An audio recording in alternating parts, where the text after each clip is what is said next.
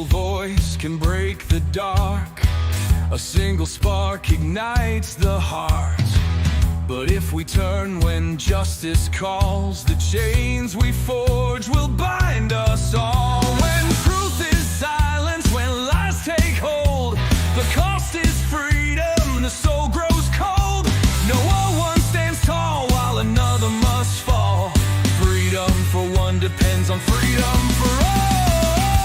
We're mavericks of freedom, rebels in the fight, defending every voice, defending every right. For the moment we falter, the moment we stall, we lose our own freedom when we let others fall. You can't stand free while others kneel.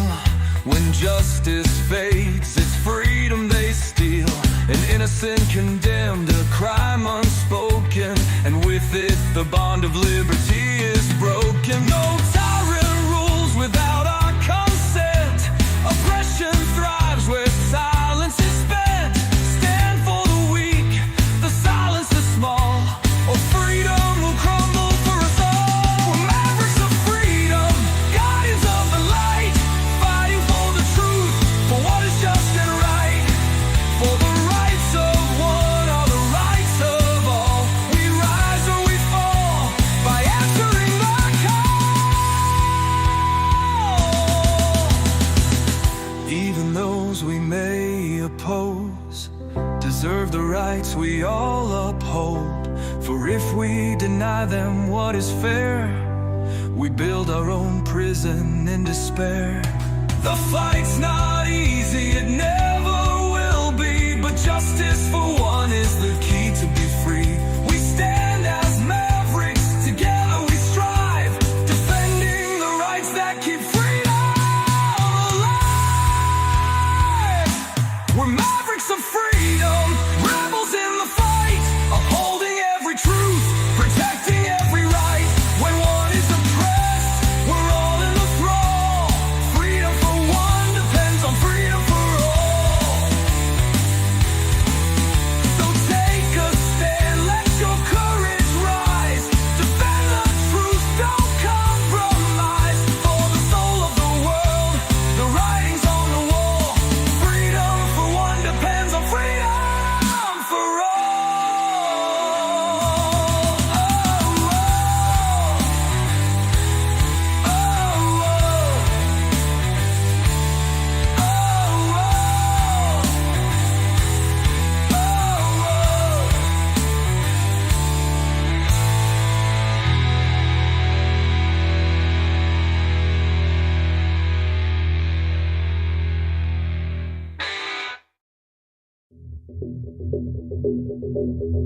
Greetings, Mavericks and new viewers.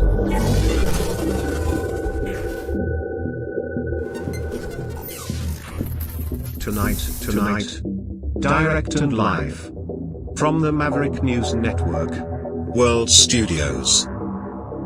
This is Maverick News with Rick Walker.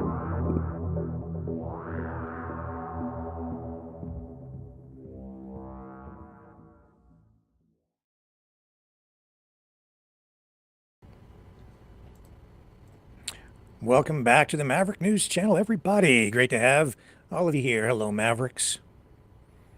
The Trump-Putin Peace Summit.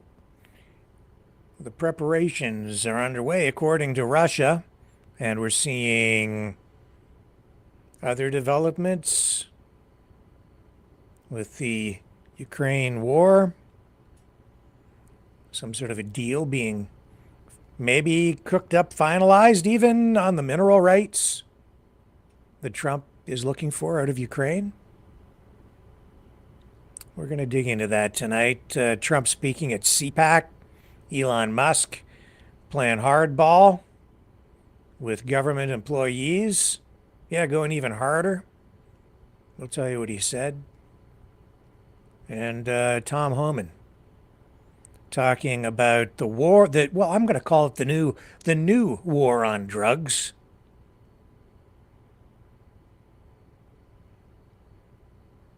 It isn't just Canada. It isn't just Mexico. It's global in scope. All these people saying all we have to do is secure the border and all of our problems with Trump go away. Just clean up the drug problem. Yeah, right. Maybe you're not old enough to remember the war on drugs. I remember. I remember how it went. And I see where we're at today. That's bullshit. I'll be right back.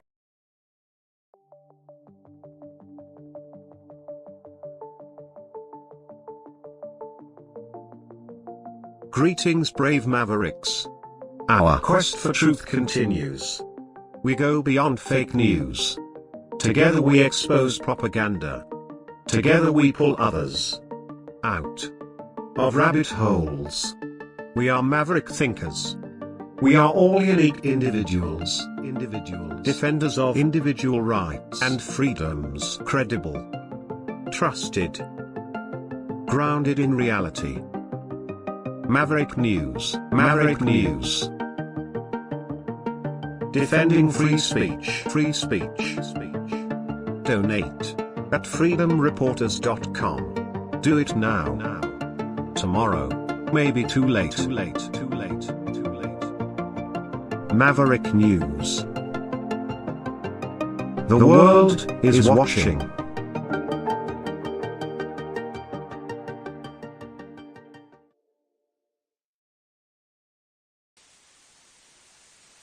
You know, someone very profoundly once said many years ago that if fascism ever comes to America, it'll come in the name of liberalism.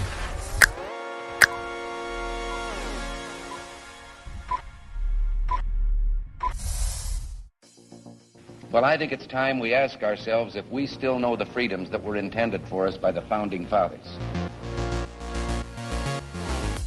If we lose freedom here, there's no place to escape to. This is the last stand on earth. The entire world is watching. Every dictator, every crazy dictator in the world is watching.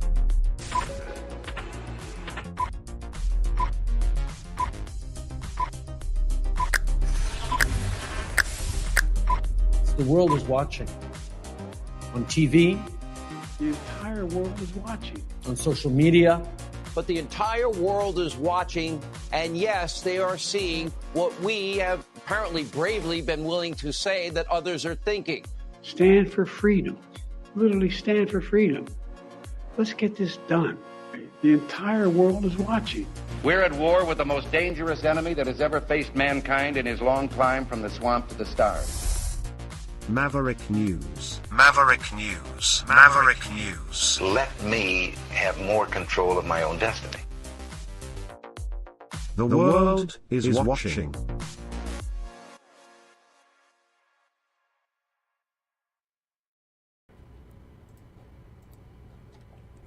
So first up tonight, we're seeing reports out of Russia first, saying that a Trump-Putin peace summit of some kind is imminent. And we're also hearing from now the White House press secretary that a deal of some kind is possible even within the coming week. This breaking news. And here's Caroline Levitt. How soon we can expect Putin-Trump meeting, and where? Will it be in Saudi Arabia or any other place? I don't have anything to detail or to read out. Right now, the president, his team are very much focused on continuing negotiations with both sides of this war to end the conflict, and the president is very confident we can get it done this week. What makes him confident? What do you think it'll take this? So the question is, did she mean they can get the meeting done this week or get a deal done this week? My guess is what she really meant is they're going to get a meeting done this week, but we're seeing media reports out of Russia saying that a settlement deal might be within reach this week. Here, I can show you. Here's Sputnik news service. There it is. Top left-hand corner, Trump very confident U.S. can get Russia-Ukraine settlement deal this week, according to the White House press secretary. I don't know. We'll have to see if there's more details come out on this story tonight. But you heard what I heard, and what I'm hearing is what we heard, which is a little murky. Trump really pivoting hard on this compared to where Biden was at, and a lot of concern over in Europe. Also, you may have noticed, if you scroll up over on Sputnik, see that headline there? Starlink shut down, a ticking time bomb for Ukraine's armed forces. There are concerns that, possibly the United States might just cut all funding, all aid, everything to Ukraine. And in addition to that, there are concerns that as Europe tries to backfill, they're not sure if the United States will even allow Europe to buy weapons at this point, U.S. weapons, which could leave big holes in the Ukrainian defense capabilities. And Europe would not be able to fill in some of those gaps because the types of kit that would be available, not produced in Europe at this point. A lot of reasons for that. It's and this goes back to Trump saying that the Europeans have to kick in more. They need to basically take care of themselves. It's the same as him pointing his finger up here at Canada and saying that we don't pay our fair share and we don't have enough to defend our country. The United States put all of its Western allies in that position, really, after World War II, and certainly after the fall of the Soviet Union, and certainly after 9/11. If you look over at Europe, for instance, after 9/11, the European countries shifted their focus away from Russia and focused on integrating their military capabilities into what the United States had and assisting with the war on terror after 9/11. And that meant that they focused on replenishing different kinds of aircraft, different kinds of munitions. They were not as concerned about a threat from Russia at the time. They were more focused on making sure the United States was backed up with the kinds of aircraft, for instance, that the U.S. would need for support for its Air Force. So instead of more fighter jets, there were like more carrier aircraft to get equipment to different countries by air, refueling tankers, things like that, instead of fighter jets. So that was this was stuff that happened over many decades. And that's why you have sort of the situation we're in right now. And even if you look back at history with regard to Canada, Trump points to Canada and says, you guys, you're too weak. You can't even defend yourselves. Well, that's because the United States never wanted Canada, would never allow Canada to become a major military power, because the U.S. doesn't want a major power of any kind sitting on its border. They have been focused on being the dominant superpower. That's why the Avro Arrow back in the 1960s was ultimately scrapped. It was a fighter ahead of its time. It was beyond state of the art. And it was one of the things that could have propelled Canada to major military power status. And we would have had the beginnings of our own industrial base for the production of arms and sophisticated weaponry. The United States didn't want the competition, and they didn't want any possible threat sitting right on their border. So there was pressure applied, and there are varying views on this history, but that is certainly one factor that came into play when the Avro Arrow was ultimately scrapped and all those workers were laid off, and Canada never realized that dream. Today, look at the position we are in. And would the United States, as much as Donald Trump gives us this bluster about Canada not pulling its weight and not being a significant military power, does he really want us to arm up? Is that really what he wants? No, it's not what he wants at all, is it? He wants to take over the country. And how is he doing that? Well, he's using tariffs. He's using, as he puts it, economic force. But more than that, they're also, in my view, and I think the evidence supports this, they're using international lawfare and social issues like the drug issue to create a justification for actions that they want to take against any country they want to take at any time, any kind of military action. Specifically, this new war on drugs, the border crisis, immigration, terrorism, you've got terrorists up there in Canada. You've got terrorists down there in Mexico. What kind of terrorists? Drug terrorists. You've got a terrible problem with drug cartels, now classified as terrorist organizations, terror groups. As a result of that, you now have, at least in the view of the United States, and maybe to some degree internationally, the United States then has some sort of justification to launch even military actions inside the borders of other countries. Any country with terrorists within a stone's throw or even right across the border from the United States, oh, well, you have terrorists, they're right on our border, I guess we better take care of that.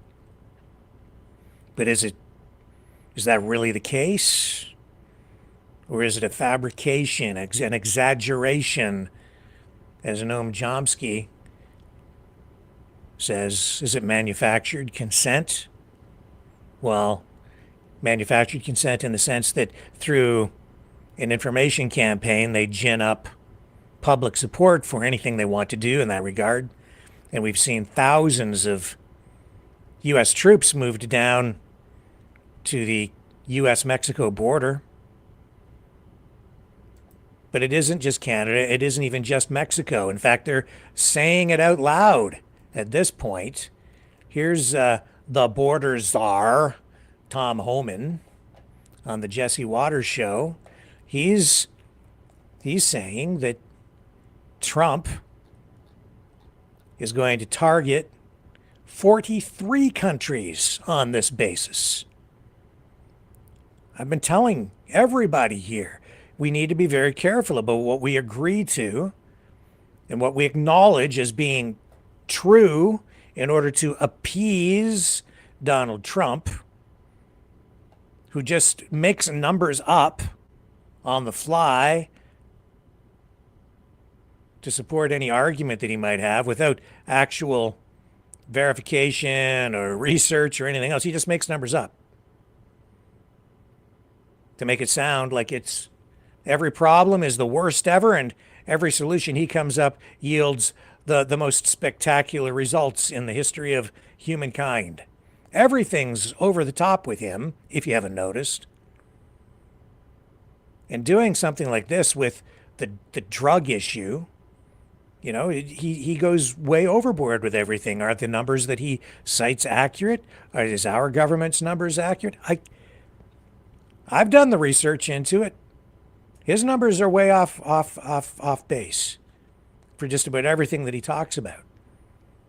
The Canadian numbers, they're kind of in line, about 1% or less than 1% of all fentanyl going into the United States coming from Canada. But I'm seeing a lot of reports out there that now it's just gone crazy haywire the other way, where now I'm hearing people out there regurgitating this narrative that the majority of fentanyl going into the United States, the vast majority of it comes from Canada. Over the mountains. Yeah, all the precursors flow into Canada, and then it flows over the mountains and back down into the United States, where tens of millions of people die from fentanyl overdoses every year. And that's not true. Nowhere near, it's not even in the millions of a year. It's not even close to that. It's thousands, not tens of millions, as the press secretary asserted about a week ago. That's also just an exaggeration, and I think it's intentional to build up support for whatever it is this administration wants to do. And what do they want to do? Well, they've got their sights set on Canada, on Mexico, on 43 other countries. Let's go to this clip from Tom Homan. Don't take my word for it.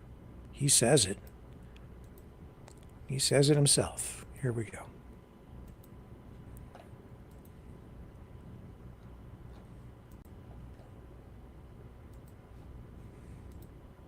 Cartels are getting craftier. They're obviously trying to adapt to what you're throwing at them. You're seeing this video now. They're on boats. How have you seen the coyotes and the cartels kind of reorient their business to handle what you've done? Look, they are going more maritime. We knew they would. That's why we've increased Coast Guard patrols 3 times, 3 times more than we have in the past. So Coast Guard will answer that call. So we're going to shut them down maritime too. Look, we're going to put them out of business. President Trump is designating them criminal terrorist organizations, which they should be. They've killed more Americans than every terrorist organization in this world combined. President Trump will end up wiping them off the face of the earth. So we're going to put them out of business. You put them out of business, you take their money away. They can't bribe Mexican officials. They can't bribe anybody. Without money, they have no power. We're not just going to attack in Mexico.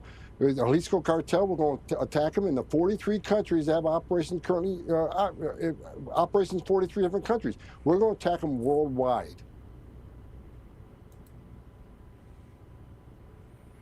Worldwide. So it's a new worldwide war on drugs? Worldwide war on drugs. What could go wrong?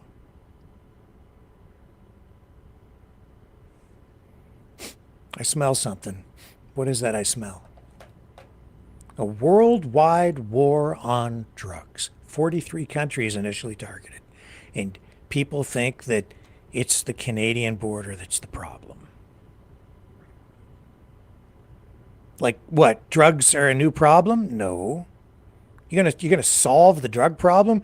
President Trump is gonna wipe out all the drug cartels? Wipe them off the face of the planet? Do you believe that? Where there's a will, there's a way. Where there's an addiction, there's an extremely strong will. Oh, yeah. You think you're going to stop people from... You're going to stop addicts from getting what they want? You think you're going to stop all the drug dealers in the world with a worldwide war on drugs? You want to talk about wasting money?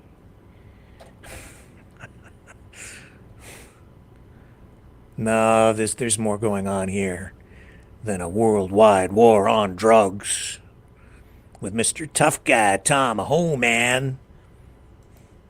He's gonna just crack down. We're gonna wipe the drug cartels off the face of the planet. Yeah, okay, tough guy. He looks so tough, eh? Yeah, he looks so tough, that guy. Goes around, tough guy.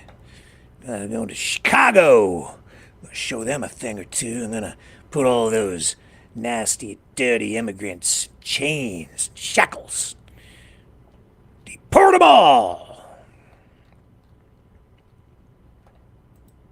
Oh yeah, gives me a warm, fuzzy feeling all over. can't wait till President Trump and Tom Homan solve the worldwide drug problem with their worldwide war on drugs. Just get in there and just do whatever the hell you want in 43 different countries. Screw their sovereignty. Who cares? Borders are no object when you're chasing down drug terrorists. I'm sure that their intentions are noble. Their execution seems to be a little sloppy. Holman spoke at the CPAC convention today. Sounds pretty tough there, too, tough guy.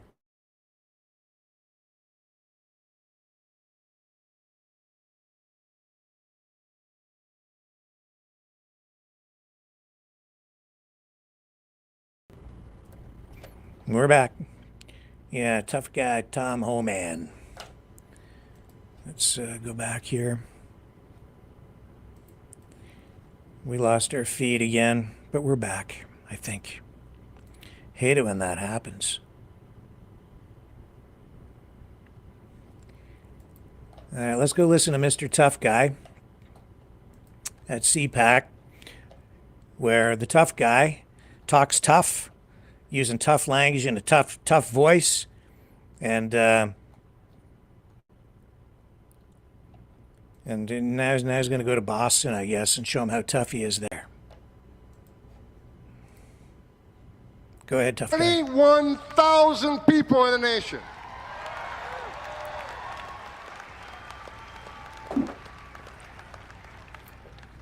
Gotaways. Under President Biden, the gotaways, 2.2 million people crossed the border, weren't arrested because the border patrol was too busy making sandwiches, changing diapers, making baby formula, making hospital runs, dealing with humanitarian crisis.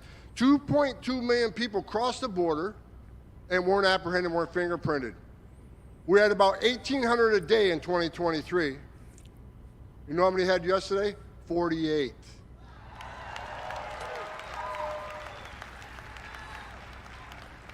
You're talking about 2,000 miles of border and only 48 people escaped, but that's 48 too many. I'm not going to be happy if that number is 0.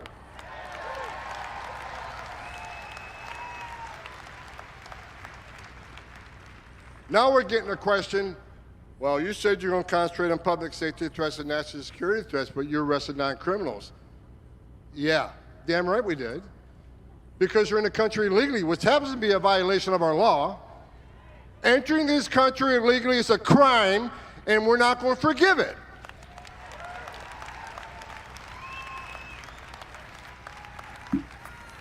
Into sanctuary cities, game on, because Pam Bondi's back into place. And Kash Patel is back running the FBI. Yeah. Okay, Mike, I'll tell you why, okay? Because Trump is being a dick. All right? And you people, like you, need to wake the hell up. It's like you have Trump derangement syndrome. You're the ones with the Trump derangement syndrome. The guy's kicking you in the balls, getting ready to take over your country, and you're all like, okay. He can do no wrong. And I don't take it laying down. When someone kicks me in the teeth, I fight back. That's why. And when tough guys go around picking on weak people, I stand up for the weak people. Because I'm a maverick. And I'm not afraid. And I'm not mindless. And I don't follow people like an automaton. I don't just follow. I always try to do what's right. I stand up for the weak. And when people are acting like bullies and meanies and tough guys, when they're not really that tough, when they're more about photo ops than doing what's right for people, when they make, fancy videos of guys doing action shots in their boats and then finding ways to do end runs around the sovereignty of other nation states, not just Canada, but now 43 other nations. Yeah, I stand up and I say something stinks. There's something seriously wrong in the goddamn White House. But if you want to lay down like a coward and let your country be overrun by an authoritarian thug,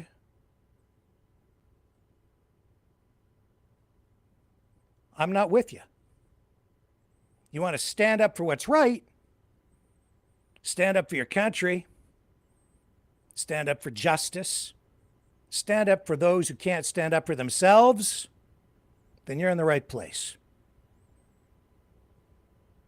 And how do we do that? By using our voice, our voices. And you call out the BS, and you call out wrongdoing. You stand up for individual rights and freedoms. You stand up for what Western society was built on. Freedom.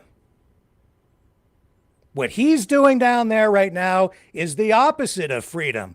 But all you guys with your TDS, you think that anybody that criticizes him has TDS. No, it's all the people who are so blinded and so afraid to say anything because you're afraid the Trump mob will attack you that you can't stand up and say anything because you're too frickin' afraid. And that's the truth. It's hard. It takes a lot of courage to stand up and use your voice when somebody on either side, I don't care whether it's Trudeau or Trump, but when they do something wrong, it's my job to call it out. This is optics. Mr. Tough Guy standing up there at CPAC. That's not professionalism. I've dealt with law enforcement a lot over the years. And when they go around acting tough like that, that's not professionalism. That's not about public safety. That's not about defending the Constitution or people's rights. That's bluster, showmanship, bullying, intimidation. That's not professionalism. What I want to see from military leaders, from police officials, public safety officers of all kinds, I want to see professionalism. Doing what's right for people. And I'm disgusted by what I'm seeing. Absolutely disgusted. And you should be too. And especially when they're doing it to you, you should have some damn self-pride. And some pride in your country.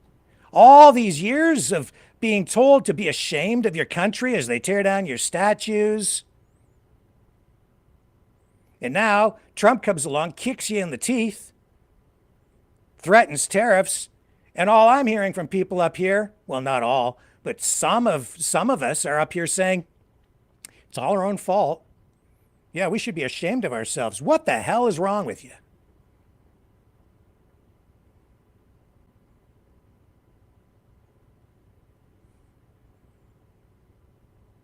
Self-flagellation all over again. You're failing the test. We've been tested over and over and over again, and people keep failing the test.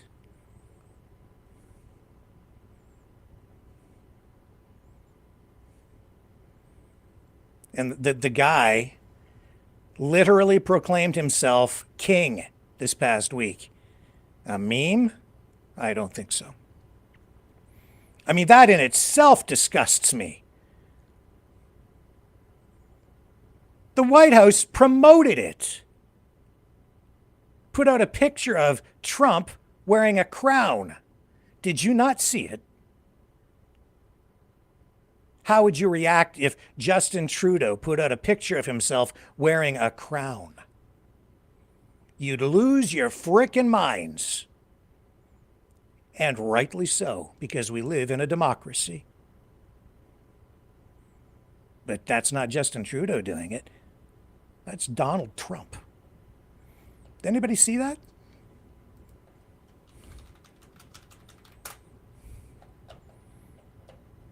Did anybody see it? Let me see if I can find a picture of El Trumpo in his stupid crown picture. Here it is.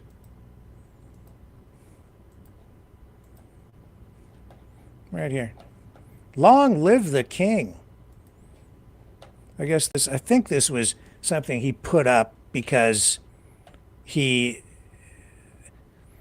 took action to prevent some tolls or something from being charged in New York State someplace. I'm not sure of the exact story around it. I just know this thing came out.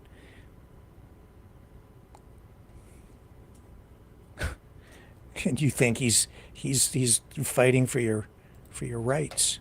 He's taking your rights away. So I don't care if it's him, Trudeau, Jagmeet Singh, Joe Biden, Keir Starmer. Doesn't matter. If somebody's doing something wrong, it's my job to call it out. These guys, there's something seriously wrong over there.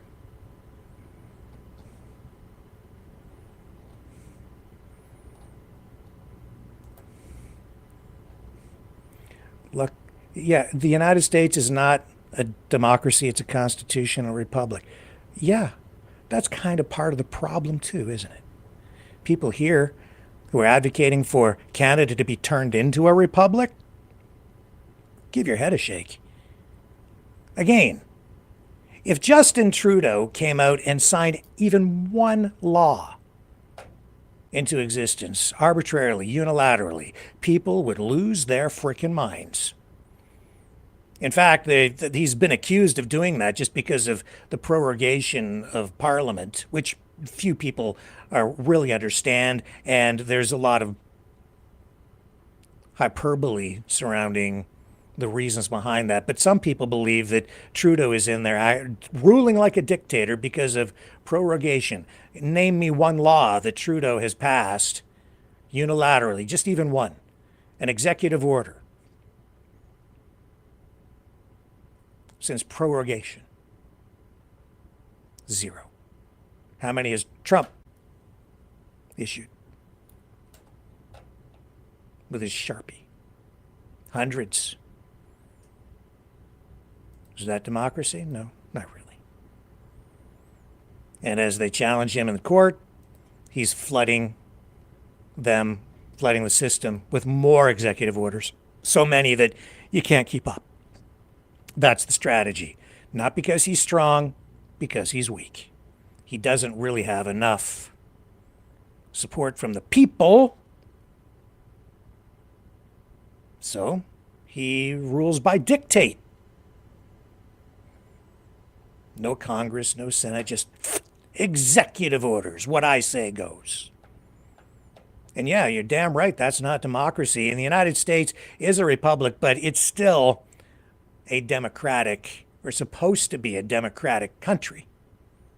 They're supposed to be, you're supposed to have free and fair elections, which are now very much manipulated and skewed through information warfare and other methods by all sides. So I don't know how you can even say that these elections we've had these last few times have been free and fair, because they're certainly not free and fair. They're not immune from manipulation. And I'm not talking about even the ballots and the Dominion voting machines. No, it's much more sinister than that. It's insidious. It's manipulation of your mind. Our minds. I'm not immune. I resist it every day. Having worked in media all my life, I kind of recognize this stuff, I think, a little bit more than most people, just because I've been immersed in media, trained in media. I know how media works. I'm a media guy. I have been since I was a kid. But it's not right. And that's why our democracy, whether it's a republic or a dominion like Canada, a constitutional republic, or a parliamentary democracy like we have here in Canada, which I think is a better system. Regardless, people need to have free will. And I would like to think people can go to the polls with proper information, good information, to make truly educated decisions on who they vote for to represent them in government. Yeah. I am a good guy. And I am here standing up for freedom, for justice, for truth. Well, what's truth?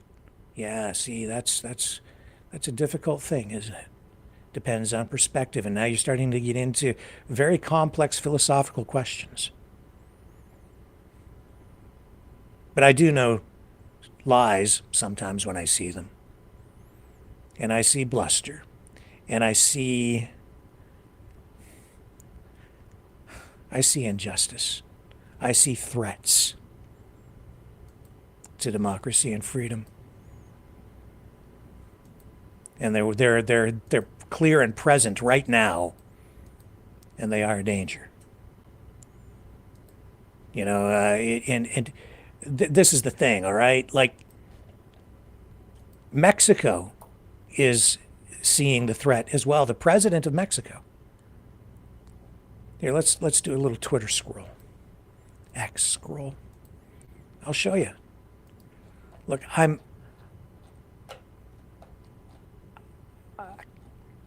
I want you guys with me. But I need people to open both eyes. And that means trying to see all sides of things.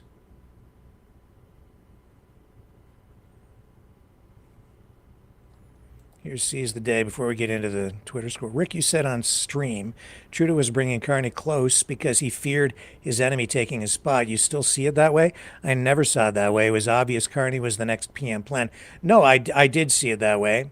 I don't see it that way so much now. I said that before Trudeau announced that he was stepping aside. And that was before the whole 51st state stuff really started and bubbled to the surface. So things changed in that way. But yeah, Trudeau was, in my view at the time, bringing Carney in because there were people within the party who wanted leadership change, and they saw Carney as a good replacement. And so Trudeau didn't want to leave at the time, in my view, so he brought Carney in and said, you can be the finance minister, because he was trying to neutralize the threat to his leadership at the time.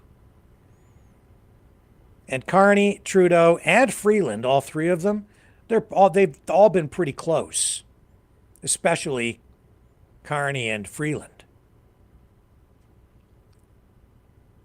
So yeah, it wasn't that he was his enemy; it was that he was an heir apparent, and in that way, sort of a threat to him as leader,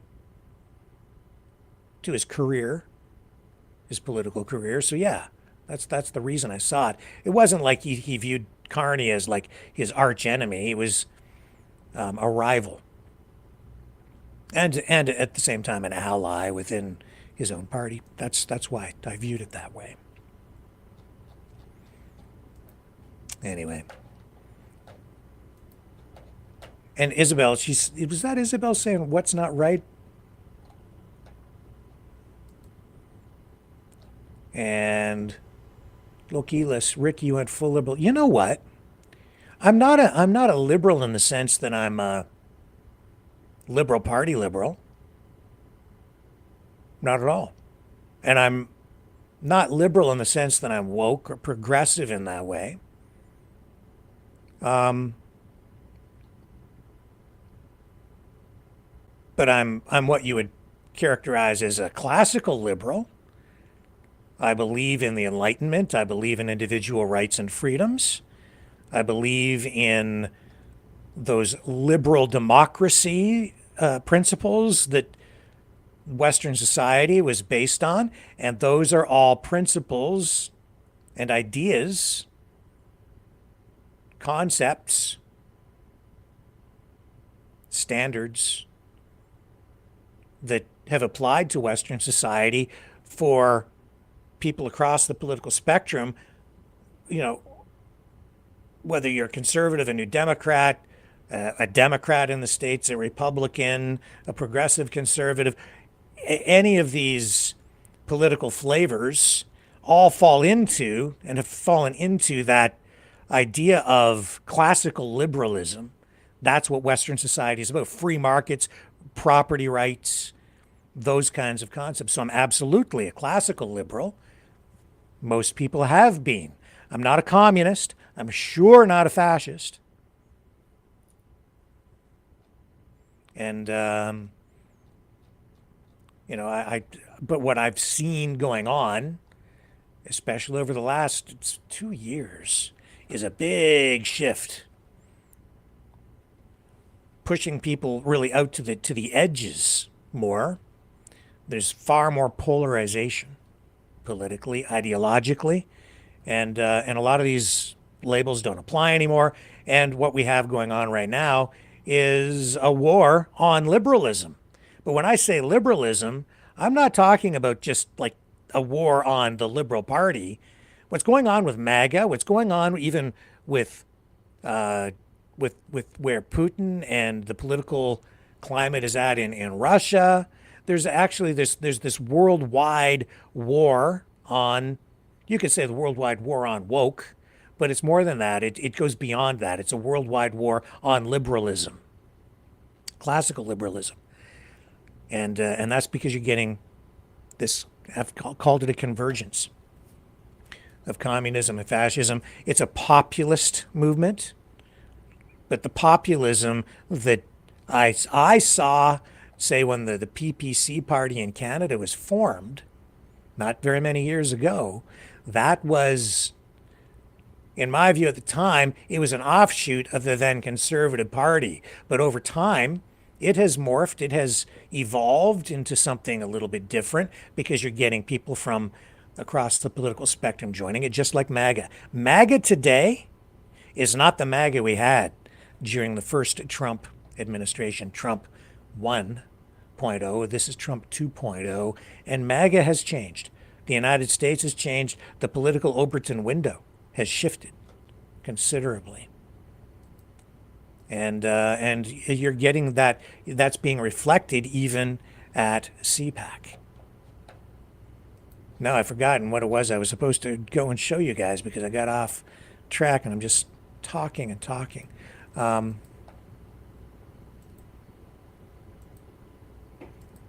Maybe, oh yes, Scheinbaum. The threat to Mexico. They are, if this was just about the drugs, the president of Mexico would not be worried about the sovereignty of Mexico. But as we are right now, at least some of us, are concerned about Canadian sovereignty in the face of these threats from Trump and his 51st state rhetoric, so too is the president of Mexico worried about the existence of her country in the face of all this pressure from Donald Trump and the United States, because she knows this isn't just about drugs, a problem for which there really is no ultimate solution. You can combat it, you can mitigate it, you can stamp it down, you can reduce it, but you are never going to wipe it off the face of the planet. Bluster. Here's U.S. Homeland Security News. So I wouldn't say that's an official government X account by any stretch, but it says, update: Mexican President Claudia Sheinbaum is moving quickly to change the Mexican Constitution to protect the cartels from U.S. attacks. Is she working for the cartels? Seriously? See, this is what she's up against. This is what we're all up against. That's propaganda. I don't believe for a second that the president of Mexico is changing the Mexican Constitution to protect drug cartels. What, to snub Donald Trump? To stand in defiance?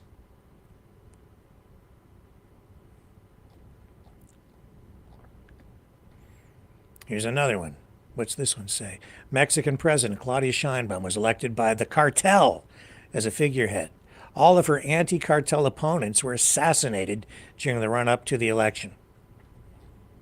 I don't live in Mexico, but I'm skeptical of that.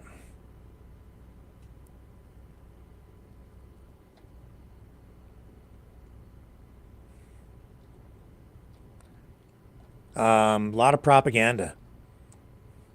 Here's Mr. Guns and Gear. Mexico's president, Claudia Sheinbaum, is threatening to sue more American gun manufacturers if president officially declares the cartels terrorist organizations. So it seems she's literally on the side of the cartels. We've long known Mexico's government was complicit. Blah, blah, blah. Yeah, see, we're getting the same kind of rhetoric up here in Canada right now, too. Lots of posts like this, even from some of the politicians, saying that Canadian politicians are in the back pockets of the Mexican drug cartels and the Chinese drug cartels. You see, it's all... They don't like her because she is a left-wing politician. Trump really hates Trudeau because he's a liberal, both a big L and I would say a progressive liberal. For sure. But that's not a reason to invade a country, just because you don't like his politics. Not when you're not really truly a threat, but if you manufacture a threat by exaggerating things, then you can go bomb the hell out of them if you want to. Here's the president of Mexico addressing President Trump and these accusations, I guess, that she's just a drug czar herself. Empiecen por su país. She says, start in your own country. Nosotros, claro que vamos a coordinarnos, of course we will coordinate, she says. Pero como lo dije el 5 I can't read past that. de febrero. Like I said in February, whatever, we will never subordinate or accept interventionism. Right, because you're a sovereign country. Es coordinación. It's coordination. Segundo. Second, ellos tienen mucho que they have a lot of work to do in the United States. ¿Cómo es que llegue el fentanilo? How is it that fentanyl or any other drug, o cualquier otra droga, que no está bien que pase ilegalmente, which is not right that it enters illegally, and we do our job in our country. Hacemos nuestro trabajo en nuestro país. Pero ¿cómo es que llega? But how is it that it arrives? What happens after the border? ¿Quién opera Who operates the distribution of the drug? ¿Quién vende la droga Who en las sells the ciudades de drug that Estados has Unidos caused que han so many provocado tragedies tanta in tragedia? the cities of the U.S.?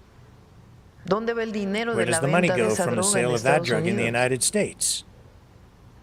¿Cómo es que hay How is it there are weapons in Mexico that are for the exclusive use of the U.S. armas military? en México de uso exclusivo del ejército de Estados Unidos? ¿Quién las vendió? Who sold them? ¿Cómo llegaron a How nuestro did país? they get to our country? Entonces hay una parte So there's a very importante important part que that they ellos have tienen to que do in their hacer own en su country. propio país. Right. ¿Cuál es la What is the distribución final final distribution in en the las streets of the calles de cities? las ciudades? Entonces, ¿o qué? What are there? No cartels there? Exactly. ¿No hay cárteles allá? Yes, there are lots. ¿O delincuencia organizada allá? Entonces, So we collaborate, we coordinate, we get together and work together. Nos reunimos, trabajamos juntos. Pero siempre vamos a We defender will la always soberanía. defend our sovereignty. She's worried about the United States invading her country, possibly using violence. Entonces, hay una parte There is a very important part that they have to do over there. Very muy important. importante que ellos tienen que hacer allá. Muy importante. She's right. The United States has no jurisdiction in Mexico, just because Donald Trump says so. The United States really doesn't have the authority to simply rename the Gulf of Mexico unilaterally. but he just does it. He wills it into existence using his power. Do you see what he's doing? He's taking a problem, amplifying it, using economic force, threats of economic force, tariffs, to get the politicians, bureaucrats to acknowledge or agree with his version of reality, which is to say that there's this massive drug problem on the border and that all the drug problems in the United States are the fault of Canada, the United States, and 41 other countries around the world. That it's all our fault. Instead of taking responsibility for his own actions and for his own country. Blame it on somebody else. Externalize the problem and create an enemy so that he can deflect any blame for himself, just deflect it onto us. Brilliant politics, very dangerous for a lot of human beings. He was talking about going into Mexico and bombing drug cartels during his first go-around in the White House, but some sane people were there and said, you can't really do that. Wouldn't be good. Like, he literally wants to do that. And he's not stopping there. And our politicians, our police services, you should be thinking very carefully about what you're saying. Because when you say, oh, yes, sir, Mr. President, yes, we have a problem. We have this massive problem with Mexican drug cartels in Canada. Make sure you're accurate with your numbers. I would say, tell the truth. Don't let him and his exaggerated numbers become the reality, because it's not about the drug problem. It's about justifying any kind of action that he wants to take against our country in the days, months ahead. And he's already talking about taking over Canada, making us the 51st state, annexing us. First with economic force, and maybe something more. And he's not ruling out, and it looks like he's getting ready to use force in some of these other countries. He's got troops into position. Now, I'm not advocating for any kind of... I want the drug problem to stop too. But let's keep things in proper perspective and keep the blame where it's supposed to be.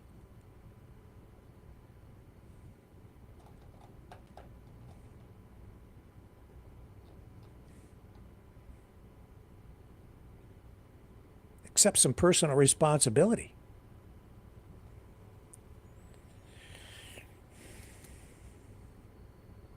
I'm worried about this. You should be too. We all should be.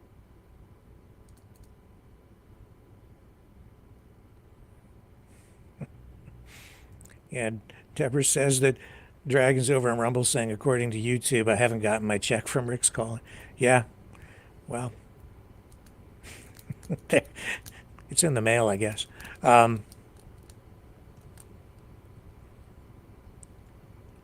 It's escalating. This is just... Scheinbaum is right. We don't pay enough attention to Mexico. And I'll tell you this too, if you've ever traveled in the United States, Americans don't pay much attention to us up here in Canada. Even you just cross the border into Detroit, and people over there, we're not even on their radar. They're so introverted. They so much navel gazing going on in the United States. They have no idea what's going on up here. So when I listen to the propaganda on the U.S. side, where they're being told that we're, literally fighting for our lives up here in Canada against a tyrannical government that's got us still locked down, and they make it sound like it's just hell on earth up here every day. we've got problems, but I don't know if you pay attention to the way Canada is portrayed down there right now in some circles.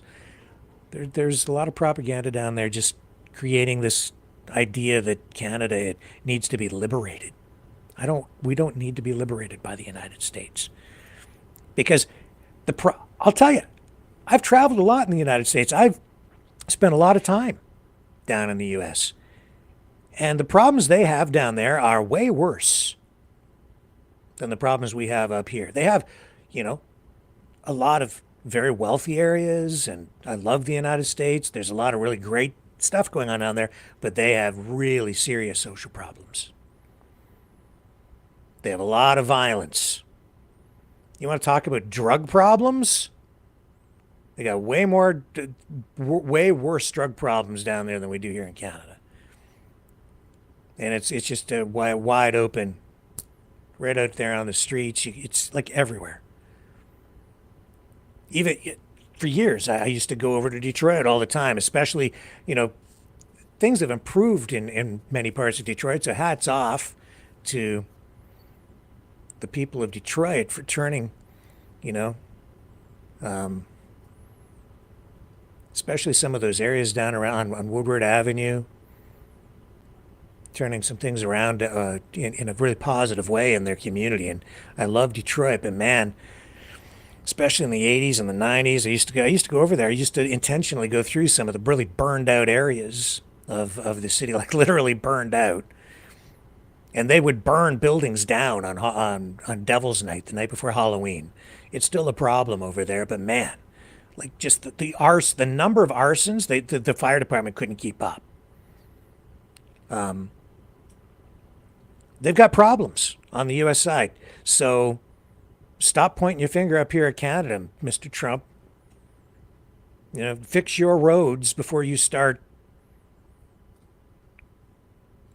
criticizing Canada, because there are a lot of places all through the United States where you've got potholes so big you could drive a bulldozer into them and it wouldn't come out because they're like a black hole. I don't know how much traveling you guys have done, but man, some of the infrastructure in the States, it's falling apart. They've got serious problems down there. Why the hell do I want to join the U.S.? And why would I want to join the United States right now when it's a nation that's now in decline because of Trump? He's basically forfeited his leader of the free world status because the majority of free nations, free Western nations, no longer respect him. And he's not taking a leadership role anymore. I mean, Russia's openly talking about the United States and possibly removing troops from Europe. Maybe some people think that's a great idea, but you're not the world leader anymore. You're not the protector. And see, that's what's wrong. I think Isabel posted a thing in the chat there saying, what is wrong? I don't know if that was directed at me, but I'll tell you, that is what's wrong. Because Trump has shifted. It's not about Trump protecting anybody now. It's like it is a protection racket for him. It's not about protecting the free world. It's about making people pay. And it's about pulling out, looking out for number one, and then instead of protecting, it's about attacking. Attack, attack, attack, attack, attack.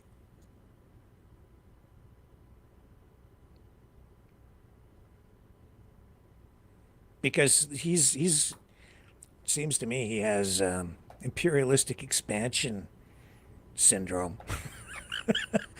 I'm going to take over Panama again. I'm going to go up there and I'm going to take Greenland. Then I'm going to take Canada and maybe Mexico while I'm at it. And now we're going to not respect the sovereignty of 43 nations in total. And I've got a problem with this, folks. I just do. And the guy, he likes to win, but he don't know how to lose. He's not gracious. at all. And this isn't about whether you like Trudeau or you hate Trudeau. It's about Donald Trump not having any class, losing the Canada-USA hockey game. And instead of just being gracious in defeat and being a good sport, he comes out with this crap. Listen to the way he talks. This is what's wrong in the White House. We won the first game, and the second game was a great game. It could have gone either way. Justin's a loser, always has been, and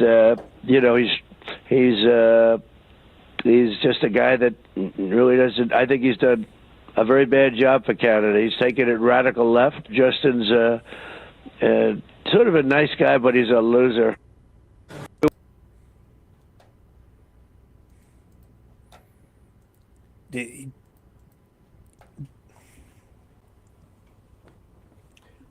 Flip it around. Would Canadians accept Trudeau or Poilievre or anyone else, any other prime minister, regardless of who it might be, in the past or in the future? Would we have ever, or would we ever tolerate a prime minister calling the president of the United States a loser like that? So why is it okay for him to do it to our prime minister, regardless of who it is? It isn't. It's not acceptable. I can sit here and use stronger language because I'm punching up. And it's not my job necessarily to be diplomatic that way. My job is to sit here and criticize and to call people out, call out politicians, hold their feet to the fire, hold them accountable, as we all should. But for that guy to sit there and use that kind of language, trailer trash talk, it's gross. And then I see people saying, but any politician that says anything about standing up and defending Canada, they get kicked in the shins, criticized. No, stand up. If there was ever a time to stand up for your country,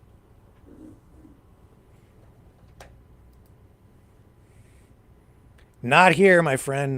No, I'm sorry, Robert. He can try to be America first down there if he wants, but it won't be America first here in Canada. Not if I have anything to say about it. Not like that. Nope.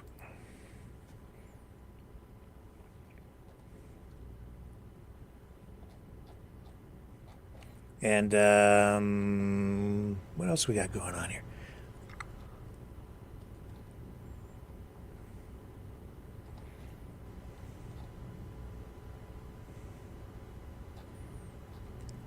Scrolling through the chat. Yeah, it is terrible, isn't it, Merrick? Like, that is absolutely horrible, says Merrick. I never heard him say that before now. That's terrible. It's terrible. If Trudeau, Poilievre, Jagmeet, like any Danielle Smith, doesn't matter. Doug Ford came out and said, yeah, he's a loser. It didn't just with regard to the hockey game. That's not the way it works, man. You're supposed to, you can have, a fun banter back and forth. You can make a challenge, even make a bet with the other leader about whose team is going to win, and you can use it as a diplomatic tool and joke about it and have some fun. And it's some sort of a challenge, and then maybe even use that to generate donations for charity or something, to do something positive with it. But what does Trump do? Justin's a loser. Yeah, you lost, pal. I pointed that out last night in my opening address here on the broadcast. I pointed out that Trump is really he's been challenging the very existence of Canada, just as he is denying the existence of the Gulf of Mexico. And that's dangerous. Because if you convince enough people that a country isn't legitimate, that it isn't real, you can actually erase its existence. It is real. It's real because we all support it, because we are part of it, and it is part of us. It is more than just a concept. It is something that is very real because we make it real. Any country begins as a concept, as a construct, just an idea. And then it's the will of the people that makes a country a real thing, because it is the energy and the collective will of the people supporting the concept that makes it a real thing. And the systems that come from that we all support and benefit from and contribute to, the laws that we put into place, that we recognize and establish, and the legal precedents that flow from that, and the rule of law that is then established, because it is the people who stand behind it and support it and legitimize it. It's the support of the people that legitimizes the country. But if you let some thug or some charlatan, some Decepticon convince you that your country isn't a real thing, then you can destroy the country. You can even take the country over without firing a single shot. But the other night, when we played hockey as Team Canada, it wasn't just the players on the ice. It was all of us. It was Canada. It was one nation against another. The concept of one nation against another. Like it or not, politics is injected into tournaments like that. Canada versus the USA.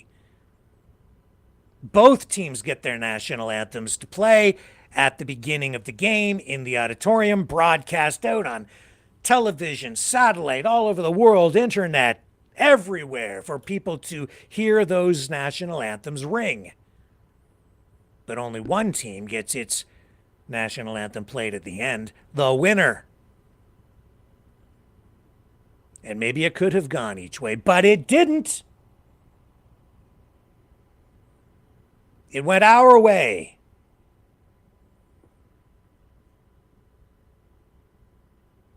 It went our way when it mattered most. And Team Canada stepped up, and that national anthem played for the whole world to hear, including Donald J. Trump, who had to listen to our national anthem, and that was an acknowledgement of Canada. And the message to the world at that moment was, we are here. Canada exists. Undeniable. You have to admit it. You have to play our national anthem. And that proves that we're a real country. We beat you. We beat Trump. And it wasn't just the hockey team, it was the whole country. Because do you know what it takes to make that happen? It took a whole country. It took generations of shinny hockey on frozen ponds. It took generations of young kids out there developing skills and new techniques through play. It took generations of organization, hockey moms and hockey dads taking their kids to arenas on Saturdays and Sundays and through the week. I remember playing travel hockey when I was a kid, and I had to get up at 4 o'clock in the morning because ice time in the arenas was so scarce when I was a kid, and I had to go for a ride for 40 minutes, a 40-minute or 45-minute drive to an arena at 4 a.m. so that we could get to the arena by 6 a.m. for practice 2 days a week, weekdays, before going to school. And that's the way hockey programs were developed, and that's what it took. And it continues. And the skills development and the coaching clinics and the money that parents invest in all levels of hockey to develop the skills and the sportsmanship and the competitive nature and the tournaments and everything that comes from that, and the building of communities. And not just for boys, but for girls too. And Canada dominating the world, really, in women's hockey now. Because it took a whole country to put those programs together to help develop a sport, and the programs to assist people to realize their full potential, to then put the best of the best of the best of the best of the best forward into a game like that, where it all comes together at that one moment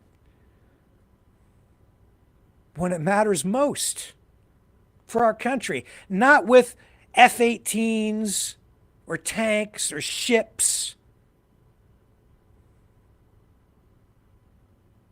That one moment, man,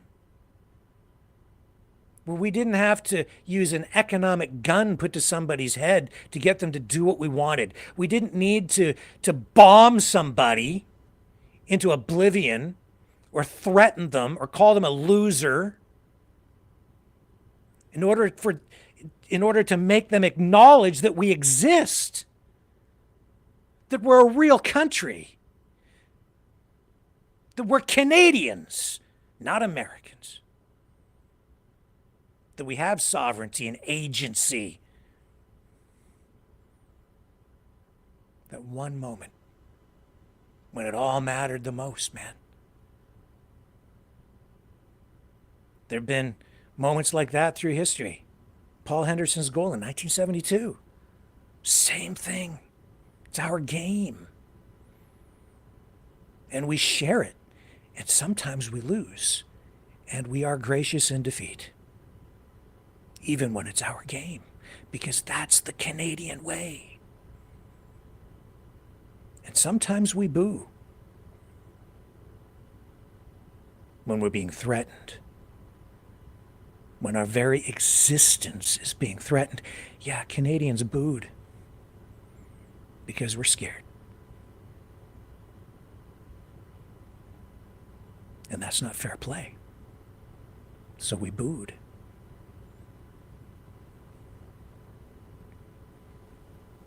But man, we showed them. It wasn't just the players on the ice. It was all of us. All of us.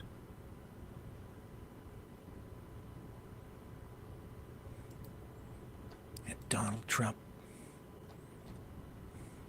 doesn't know how to lose.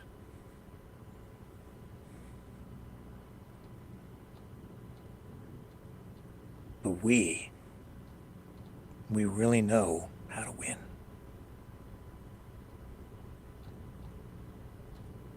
We are Canadian. That's enough for tonight, folks.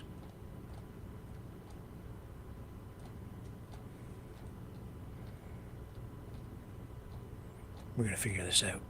Love you guys.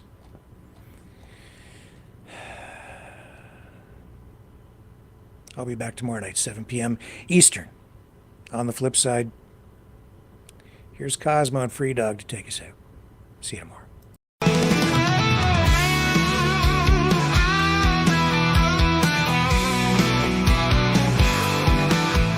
Well, I heard old Cosmo howling last night up on the hill where the moon shines so bright.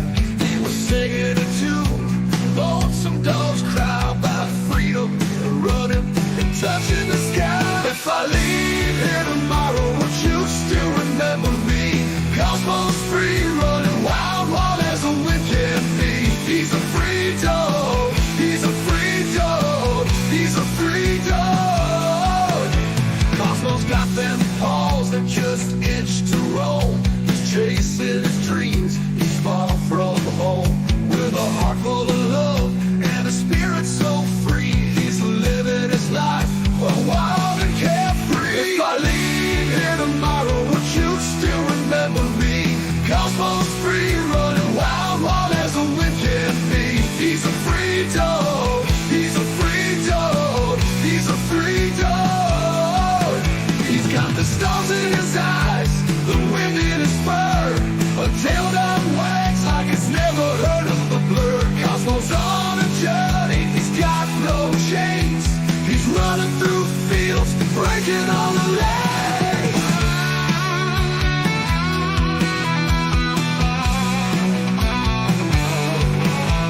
Now the night's getting cold and the sky's turning gray, but Cosmo's still out there, he's miles away. He's not looking back, he's got his path to tread. With every step, he's leaving his bed. If I leave here tomorrow, would you still remember me? Cosmo's free, running wild, wild as the wind can be. He's a free dog, he's a free dog, he's a free dog. So if you're feeling lost, just think of Cosmo's run. Remember his spirit, his freedom, his fun. And maybe one day, when you're feeling alone, you'll find your own freedom and let your spirit go. If I leave here tomorrow, would you still remember me? Cosmo's free, running wild, wild as the wind can be. He's a free dog, he's a free dog, he's a free dog.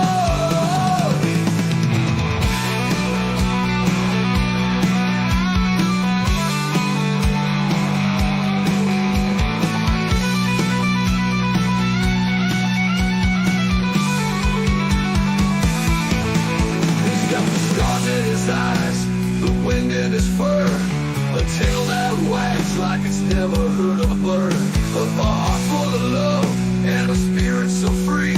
He's living his life wild and carefree. He's got the stars in his eyes, the wind in his fur, a tail that wags like it's never heard a word. Cosmo's on a journey, he's got no chains. He's running through fields, breaking all the legs.